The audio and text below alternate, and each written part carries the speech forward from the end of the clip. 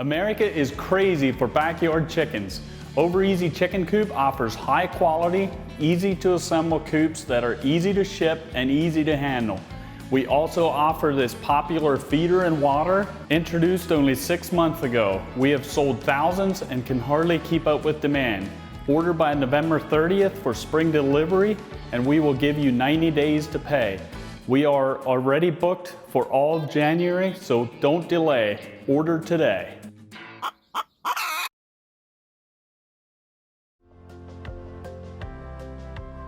Welcome to the NRHA All Industry Virtual Conference. My name is Melanie Mowell, and I'm the Managing Editor at NRHA.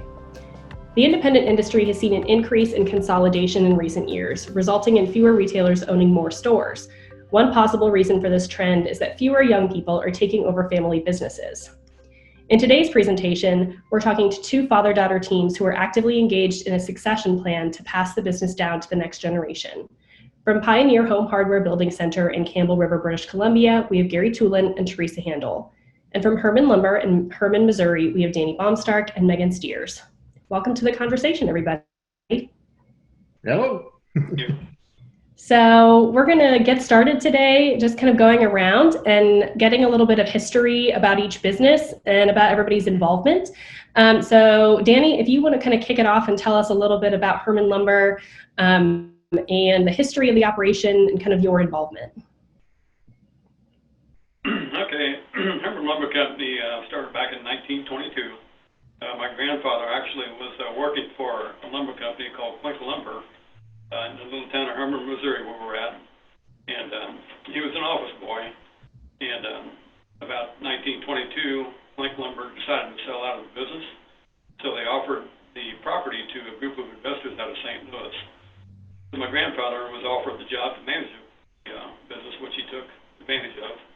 And it kind of led into future of Herman Lumber Company as our involvement. He wasn't an owner at the time, but he was a manager. So as Grandpa got married about that time and had 4 children, 3 of them being boys, they became involved in the business, working from young on, like most kids do nowadays.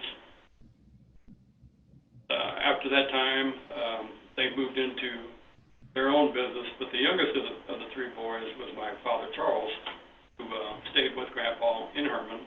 The rest of them went to the St. Louis area and operated their own building material businesses. Dad stayed in Herman, worked with Grandpa, and over time they started to acquire more ownership into the company as it became available.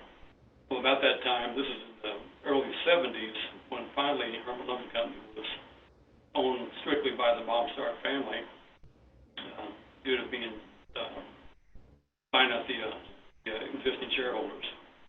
So about that time is when I came on, second generation. I've got a brother, actually 2 brothers at the time were in the business with us also. We grew up the same way as my parents, or my dad, working through the store from a young age. We went in different directions. My youngest brother didn't like the business, so he bowed out, but my second brother, which is, I'm the oldest, he would be the second oldest, he decided to stay with the business too, but he was more interested in construction, and I've always had kind of a desire for construction myself. He took it on to start a construction crew, which we operated that up until a couple of years ago when he retired. So with that being said, the second generation moved on through, he's got a family with kids. They have chosen not to move into the business, but my side of the family, my 4 daughters, which 3 decided to come to the business, Megan being the oldest, and I've got 2 other daughters that are currently in the company. They've been following the same tradition that my dad and I've done, and now they're in the process of completing 4th generation. We do have grandchildren now that are coming on. They're the potential 5th generation. At this point, they're kind of jockeying for positions. They're all in grade school, so they like spending money too. Looking to who knows? Will they work for anything because they like to spend money? So Megan, at what point did you decide you wanted to work in the business? So like you said, I started as a young grade schooler. We would walk down here after school and clean the floors, clean the bathrooms, things of that nature. Kind of continued working all through grade school and then high school and college. But I knew when I graduated high school and going off into college, I knew that I wanted to have a career in the business at that point. So working at it as a kid, it was a job. But then as I got older, I realized that it was something I wanted to make a career out of, and so I went to school to get a degree in business and emphasis in management, knowing that that would be my future, and that's where I'm at today. Great. All right. So Gary, can you tell us a little bit about the history of your company and kind of how you got to where you are? Okay, so Pioneer Hardware Limited, which is our legal name, we're part of the home hardware chain up in Canada. Business started in 1937 by my grandparents, but it was not the first business they had within Campbell River. My great-grandfather, along with his brother and a couple of others, were basically the first settlers into Campbell River. And started off the first business in Campbell River in 1905. They opened the first hotel here. So then they went through a bunch of different other businesses, and by the time my grandparents got going, they had a little cafe that was right at the wharf that came into town where all the boats came in, and decided they kept getting asked for hardware and all that type of stuff. So they decided they had about 100 square foot space in their little cafe area that they could open up a hardware store, and that's where they started the hardware store in 1937. By the time it came around to 1942, my grandpa decided he liked, grandpa and grandma actually, because they both did, they liked the hardware way more than the cafe. So they built a new store across the street from the cafe and started in there, and we went on from there, done a lot of different expansions, and went from a little hardware store and kept expanding until we built a bigger hardware store. And then we bought out the lumber yard in 2001 in town and expanded into building supplies at that point, and then kept expanding. I had after my grandparents, there was my dad, my mom in the background, but she was very instrumental, but she stayed at home raising the 4 boys.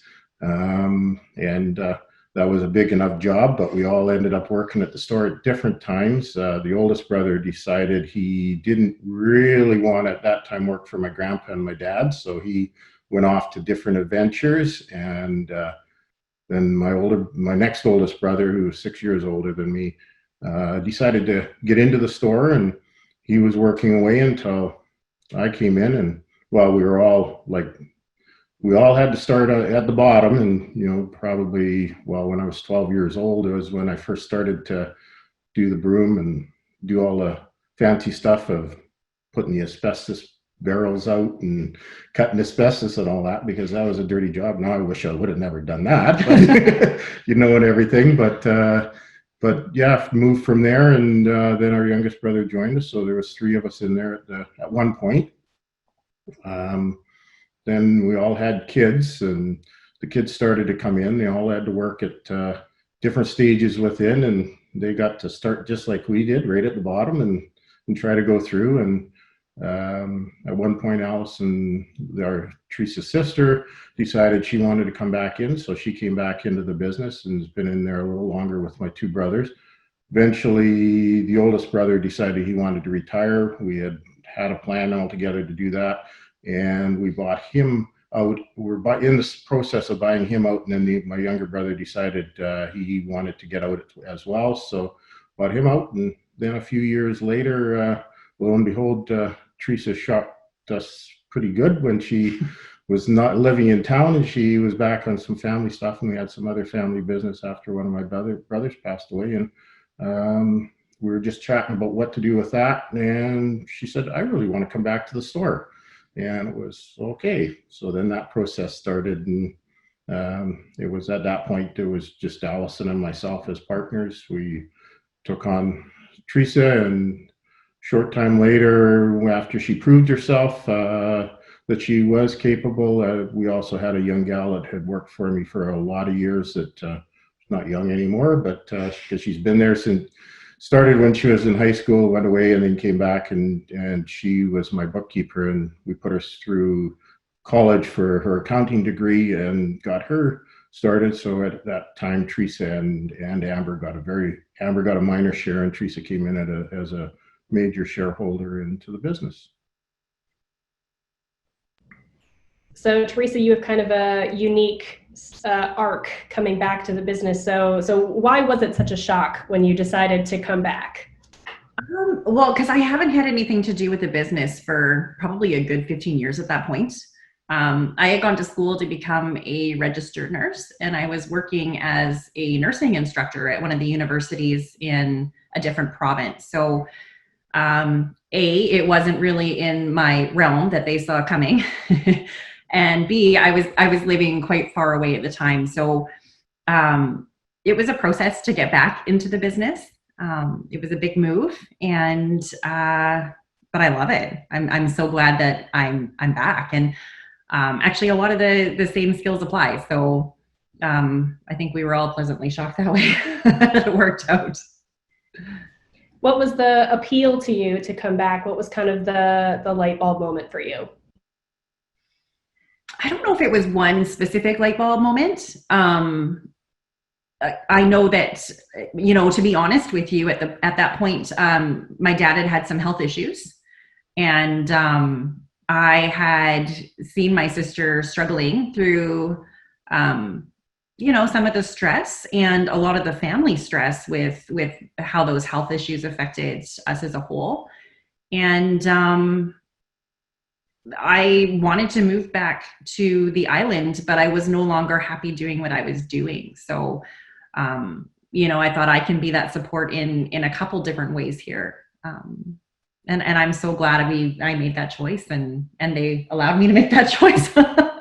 Danny, when your family was kind of in the process of going from first to second generation and second to third, was there an official succession plan in place, or was it just kind of the expectation that the next generation would take over operations?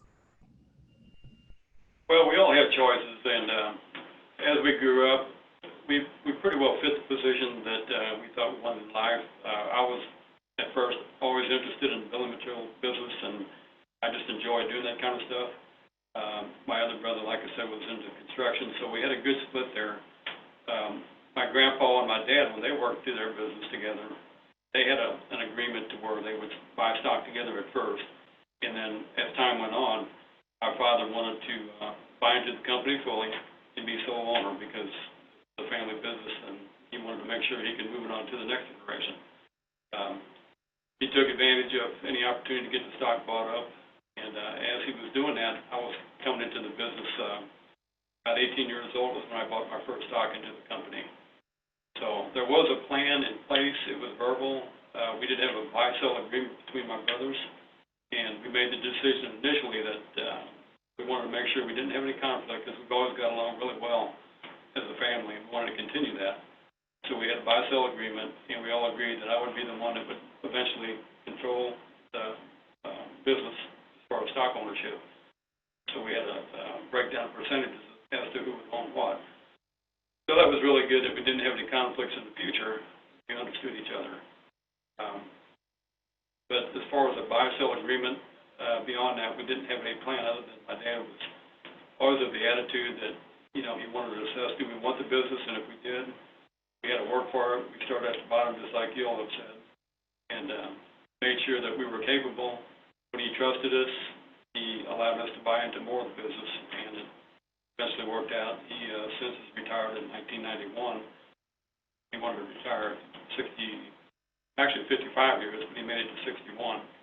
So he didn't quite get it done as fast as he wanted to, but something that just kind of came on gradually, but we did have a plan in place.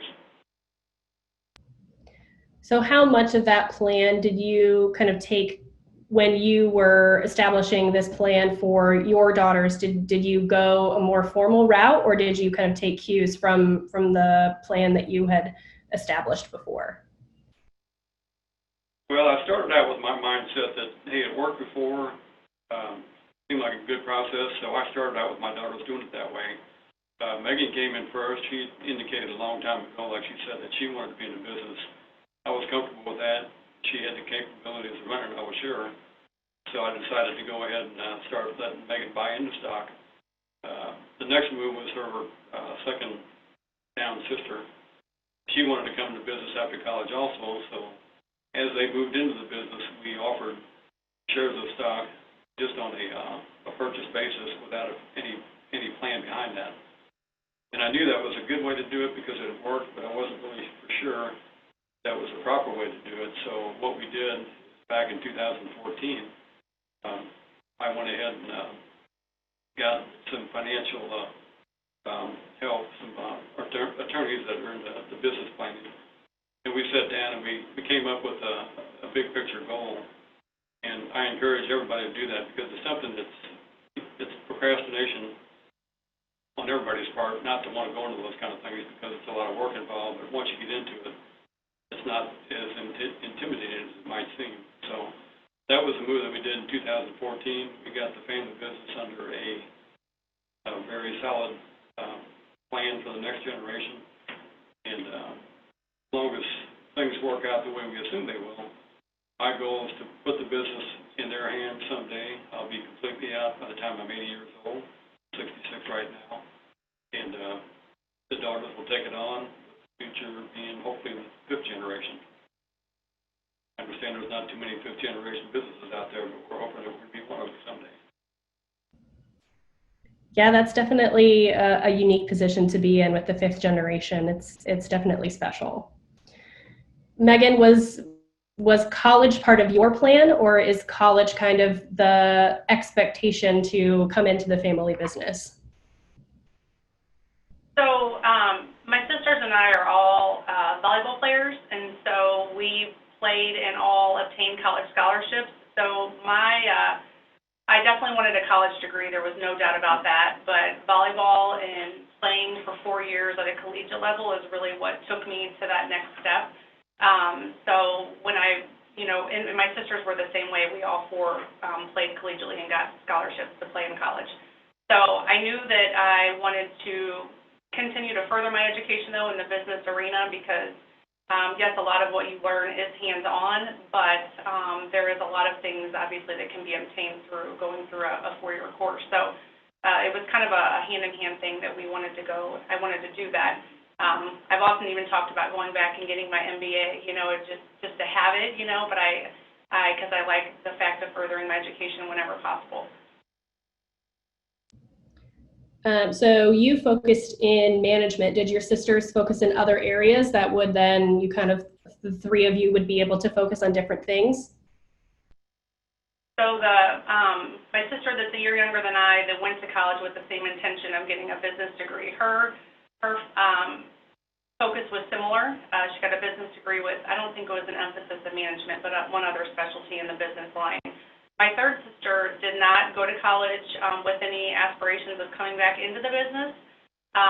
She actually got a degree in marketing, kind of advertising, which obviously plays very well in our business, but her intention was not to come back. She had obtained her career and got a job in the workplace for about 6-7 years doing different things before she decided that she wanted to come back in the business. And but what she utilized in her degree has been helpful too.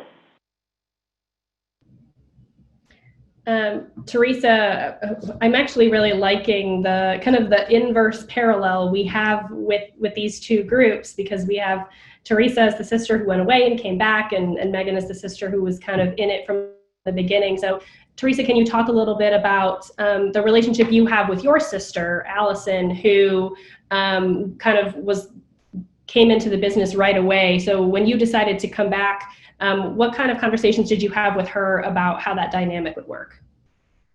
Yeah, there was quite the conversations, for sure. There was a lot of unknowns. I knew I wanted to be in the business, but I wasn't sure exactly what capacity that would look like. Allison actually went away as well. We both have degrees in different things. It was really important to my parents for us to get out into the workforce before coming into the business.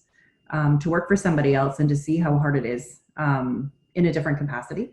So she actually has a Bachelor of Arts with I think a major in criminology. And yeah, I have my degree in nursing. So we both come with different strengths. We're very different people, but it plays, hey, but it plays well into our business.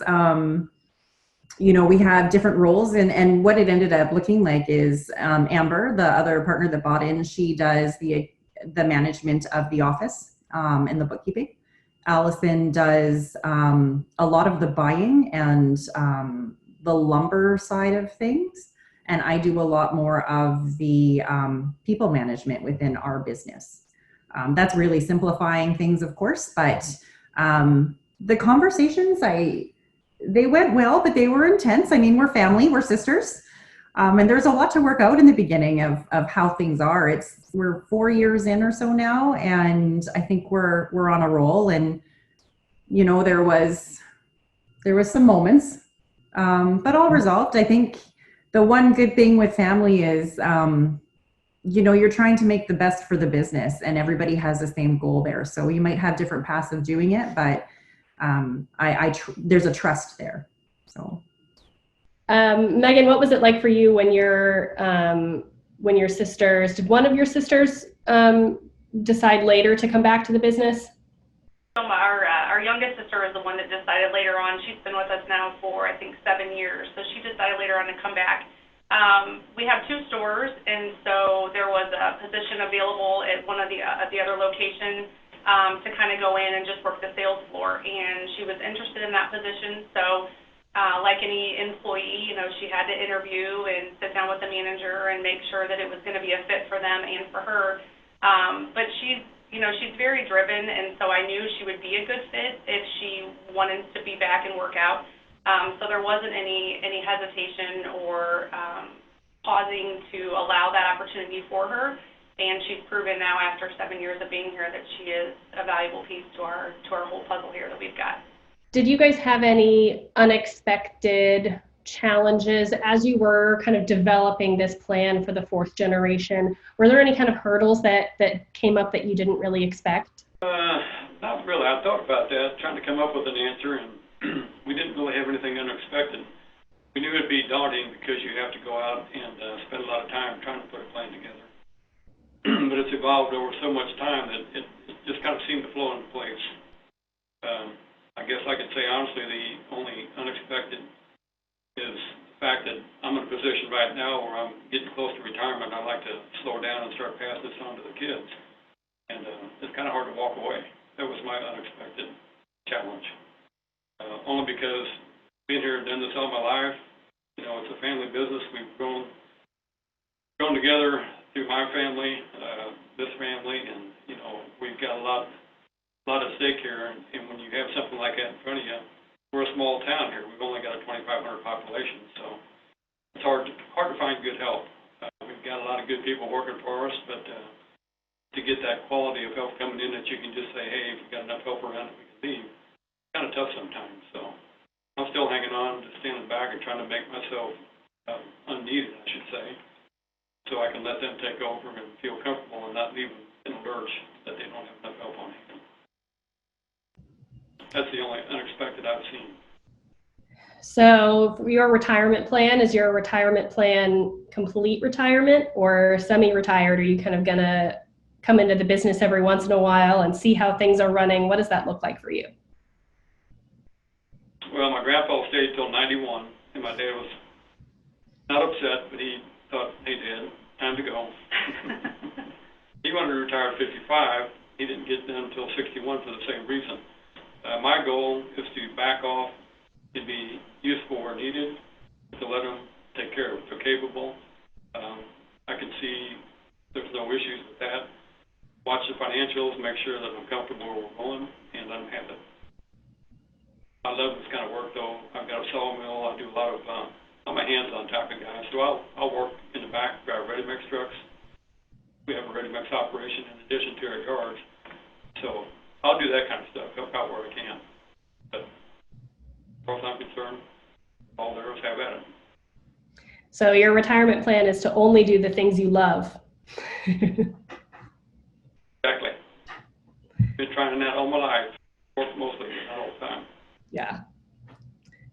Gary, what about you? What's your retirement plan, and how does that fit into the succession plan? The retirement plan, oh yeah, that's changed a lot over the years. My retirement plan originally, when the brothers were part of the business, was by 55, I was going to be retired and enjoying life because I could financially. But then when we set everything up, because it was moving along that way until my younger brother, until Allison came back into the business, and then my younger brother decided to change. You know, like Danny's situation, we had a little bit of dynamics on stuff and some family, in the background, not so much them, but I won't get into what it was, but we needed to sort out a lot of that type of stuff, and that's where our succession planning, et cetera, came into, and our shareholder agreement came in and really covered a lot of that. If there was any shareholder buy sell agreement, in case there was any issues, that it was all looked after. But as they went out and Allison came in, I knew my 55 was gone, and it has been for a number of years because You're I'm not 55. Yeah. But now, because with the two ladies in there, I'm actually enjoying it. So we're, I'm probably going to be a little while before I fully retire, but it's like, I guess I'm similar to Danny. As I tell the gals, I'm going in to make sure they got enough money to finally buy me out. So, making sure I look after the financials. So we're going along that way. We set it up a little different when we went back into it. We did a number of years ago freeze our shares. We had quite a growth from 2001 to 2008. It grew our business once we bought the building supply. So our sales increased by 6 times. So it was quite an increase, and it was tough to manage because you've got to, there's lots to look after when you go after that growth. So at the time, just for our whole sakes, we actually at that time froze our shares, and it was close to when Allison was coming back in, and then we froze our shares into preferred shares, common shares into preferred shares. And then we reissued common shares so that when Allison came in, we could issue them, and because there was no value to it. So it was that way. And then my shares went into a family trust with both Teresa and Allison as the beneficiaries of the family trust. So if there was anything happening there, wasn't planning on Teresa coming back, because at that point she had no inclination, told us that there was no way she was coming back. But it was just for some financial, balancing out down the road once I finally decided to get out. But it worked out well for the way the situation worked. When she did come back, it was very easy to make that transition. Once she put the year and a half in, a little over a year and a half in, to make sure that she was a fit and her sister could get along, and I didn't have to keep breaking up fights and stuff. But it's worked out really, really well. I just feel a lot more comfortable. I mean, they basically say I'm retired now because I only show up when I want to and every once in a while, but I also go in. I've got some property management companies that I own from there that are separate. So I go in and putter away at that and the store stuff, but there for any of the questions, because it's, you learn a lot. I didn't have a lot of help when I was learning because kind of got thrown into it. I was still in the process of deciding whether I wanted to be in the business at that time. But when my dad passed away, got diagnosed with cancer in the late 70s and passed away in first 81. So it was just shy of his 60th. So I was still deciding where I wanted to go on the business, but forced me into it, and I've loved every minute of it and wouldn't do anything else. And just from the time we took over, and my mom asked me to take on and run the business, it was we've done nothing but grow. So Teresa and Megan, I'm going to pose this question to both of you, and we'll start with Teresa. What do you think will change when your dad is really retired? And of course, we know what that actually means. But how might the dynamic look different with a completely women-led company? Does that kind of inform decisions you're making about the business? And so what do you think might change when you are kind of the sole decision makers? Oh, that's a good question. Hopefully, I mean, we're always working towards change and progression, so I can see things changing in the business. I think we're really fortunate to have my dad still as a resource. So even when he's completely retired, I think he'd still be a person that we run some decisions by just to get input. It's kind of what's going on now, and the major decisions right now. I mean, we're making them, but we have that comfort level of somebody that's been in business for this long to run it by and see maybe some of the things we haven't thought of yet in our inexperience. I think we're going to grow. I think we're just going to progress forward. I think we're well on our way of establishing our rules now. And I think we're just going to be adding more things to it as we progress through and having a resource. So I think we're in good hands right now. And I just think we're going to grow and get stronger.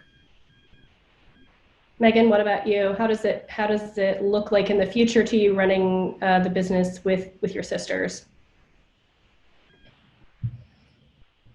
Yeah, I was in thinking about what will change the most, kind of how you started that question, with him still being here pretty much every day, we do still run a lot of things past him.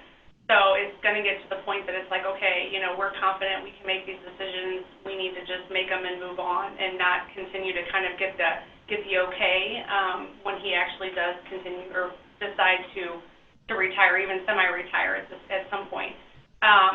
But, moving forward, my sisters and I, we have goals, much like Teresa, we want to continue to see our business grow and prosper, and, we don't know what that looks like and in what sort of avenues we could potentially grow into other markets. You just never know. We're driven, we're motivated, we're excited about the future, we're confident in our abilities, so at this point, we're just kind of ready for that next step whenever that comes for us, which will be here shortly. Do you have the same personal career goal of your dad to spend however many decades in the business? Where do you kind of see yourself at 66 planning to retire? Or do you plan to retire? Maybe that's a follow-up question. I think the easy answer to that we'll do whatever it takes to continue to make sure our business is successful. And obviously, as you heard him say, that he hung on maybe a little bit longer than he had anticipated, but he's invested his whole life in this business, and he wants to make sure that it continues to remain successful. And so whatever that looks like for him, and I would say it'll be the same thing for us. I can't say in my mind there's any number that I plan on retiring at, and I know people do go into their work career with a goal. I want to be retired by the time I'm 55 or whatever the case may be, and that has never even crossed my mind. So it'll be what it needs to be to make sure that whatever comes through as the next generation or whatever that future looks like for us, that we've got a good, stable business that we can continue to see into the future. Has there been any inkling from the next generation? Is there interest in the next generation to come in and take over? So we have, between my four sisters and I, there are 13 grandkids. With the oldest one being 13, my son is one of the oldest at 13, all the way down to my sister has a 1-year-old. But my 13-year-old has, this past summer actually was kind of a breaking point for him. He's money hungry, obviously, and so he wanted to come back in the summer and he wanted to work, so we kind of laid out what that's going to look like for him, to come to work every day, what he's going to get paid, and so on and so forth. But having gone through that this summer, and then just actually the other day, he started asking some questions. So my parents never, my dad never pushed the business on us. They never kind of said, oh, this is what you need to do, this should be your future. They just kind of let us decide for ourselves what we thought would be best for our future. And so I kind of want to follow that same theory with my children. I don't want to push the business on them. But on the ride home that night from practice, he started asking some questions about the business and what it looked like, and kind of who owns it, and just questions that can come from a 13-year-old that thought, okay, there's a little bit of a spark there. So I answered them age appropriately for a 13-year-old, and we'll see how it goes. Like I said, we don't want to push them in any direction, but there's a spark that started, I think, in my 13-year-old. So we'll see how it goes. Teresa, what about for your family? What does the next generation look like?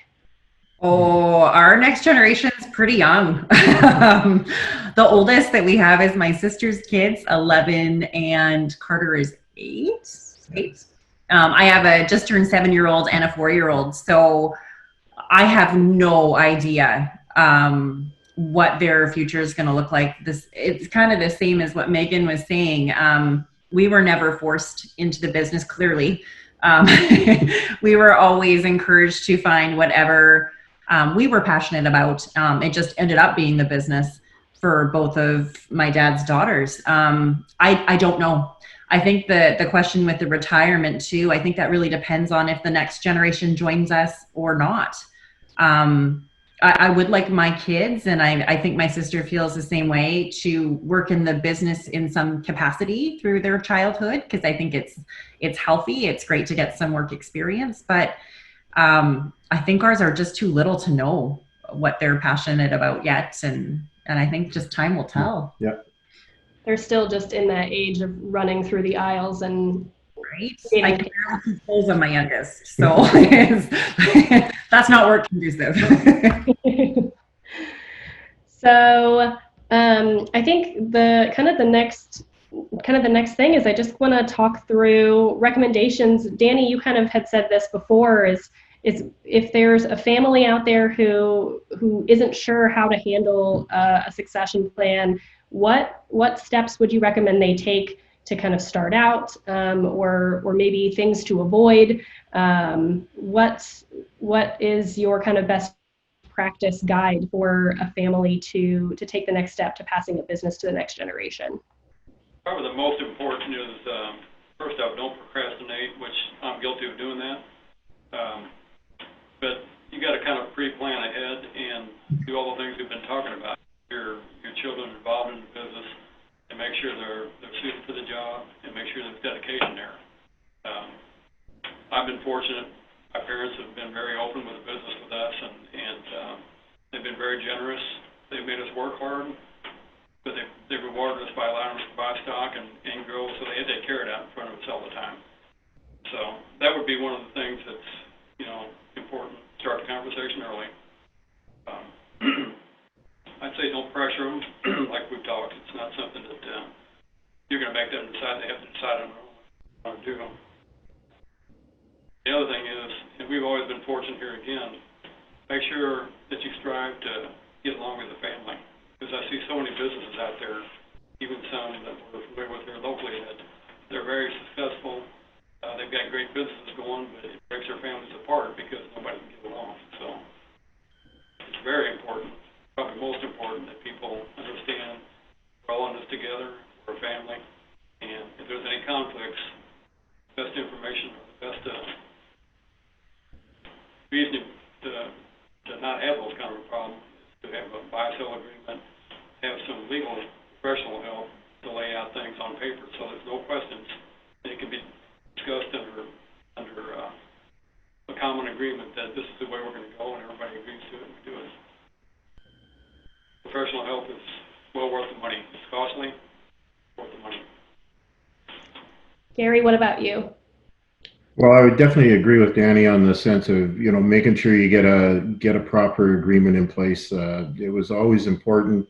The way we came into the business when my dad passed away, and there was no real set way for it to happen, and it did cause some issues with the brothers. We always did get along, and but there were some issues with the family dynamics and stuff, and it which was a shame. But I think if everything was spelled out a little better when it first started, it would have been good. That's why we went through the process with our lawyer and accountant to make sure we had a proper shareholder buy-sell agreement so that everything was spelled out there, and it took anything off the table that was any issues. If it came up, there was nothing that could be questioned about it. Everybody was in the same boat, no matter which brother it was. And it worked out for us as we went through, but it was one of the things I really stressed to the brothers is at the time when we were going through all that is no issues if any of the kids wanted to come in. There was, 7 kids between the 3 brothers, although 2 of them kind of got out of the mix when the one brother separated from his wife and she moved out of town. But they all were able to work in the business as kids to see what it was like and start at the bottom and get the respect from the staff that way.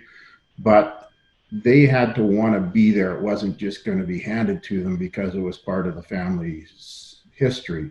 So they had to show the interest to really want to be there. And, even with Teresa sitting next to me at the time when all this, to be honest, the only one that ever showed that interest from day one was Allison. Teresa was always, I'm never coming back into the business. I'm never doing that. It was just a constant. And, I just said, okay, it's not happening. She's not coming back into the business. So we won't worry about that.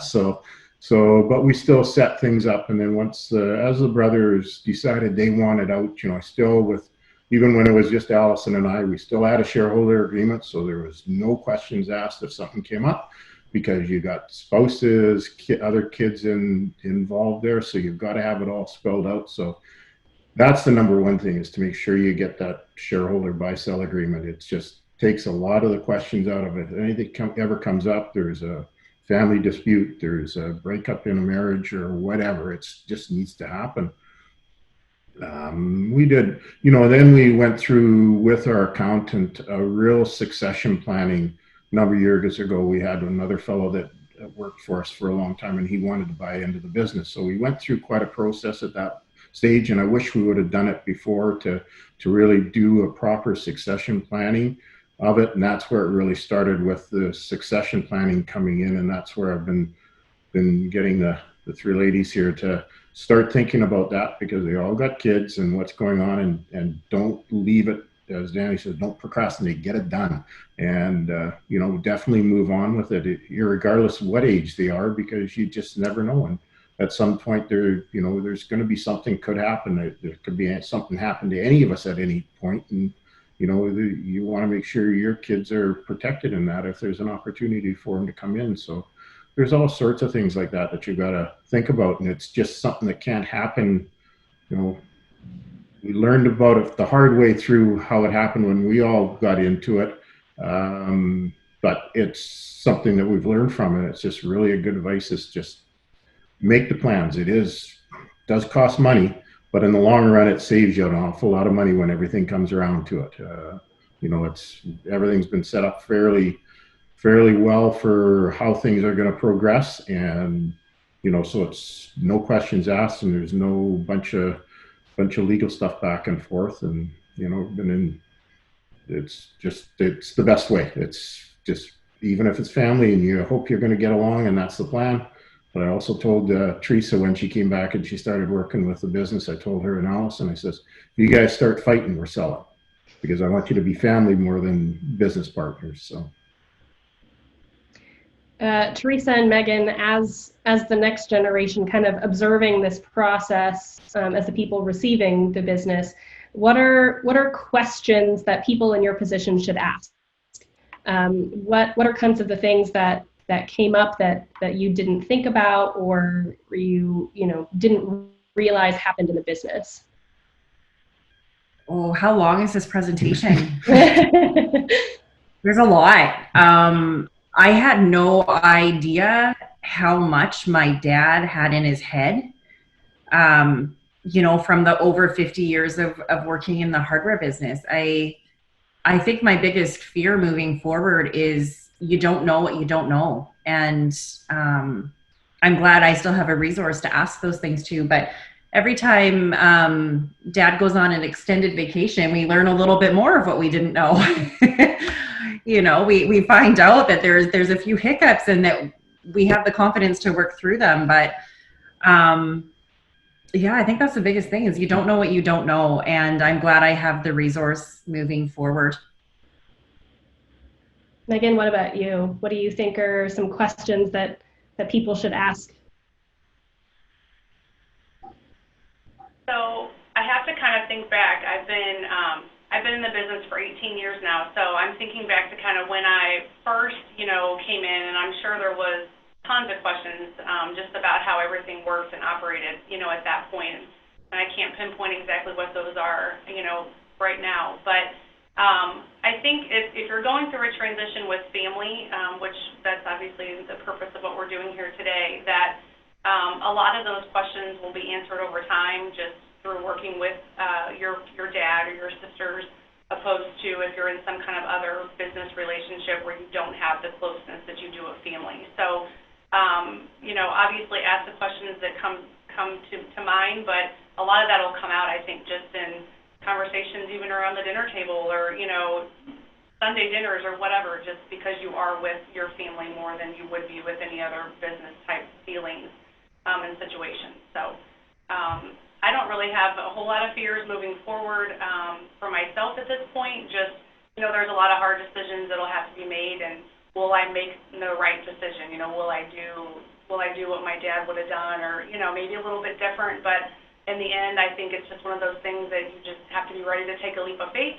and try it and realize we'll make some mistakes, but in the end, we'll still, make those mistakes together and learn from them and move on. So. Great. Well, I think that's everything we have on our plate today. So I really appreciate the four of you joining the conversation and kind of being willing to talk about these plans you have in place. And I think that you are both in great positions to be successful moving into the future with your plan. So thank you so much. And I'm sure everyone. Oh yeah, sure, Gary. Megan made me think of something there was, which I tell Allison and Teresa, because yes, I've got a lot of knowledge, but sometimes some of it's old-fashioned stuff, so you don't want to be doing that anymore. But don't be afraid to use your peers, because that's how I learned a lot of my stuff, was asking people, and then it ended up, once I got more knowledge, then people were coming to me. But they, with us, and I don't know if Megan's group has it, but with Home Hardware, they've got a young leaders group that they've got a big thing. So, I've always suggested, it's tough for me because I'm a control freak. So it's letting them take over stuff. I had to really step back and let go of that. But I really try to tell them what I would do. But I said, go ask your peers of the same age and ask them what they're doing, and just try to get that idea too. So you're getting a mix of things, because my way may not be the best way. Took me a while to learn that, but. I think that's a great segue for me to mention that the North American Retail Hardware Association is a great place to find those peers if you don't have any immediately in your area. So we're always happy to help make those connections. So once again, thank you guys for joining, for taking the time to talk about this, and good luck in the future.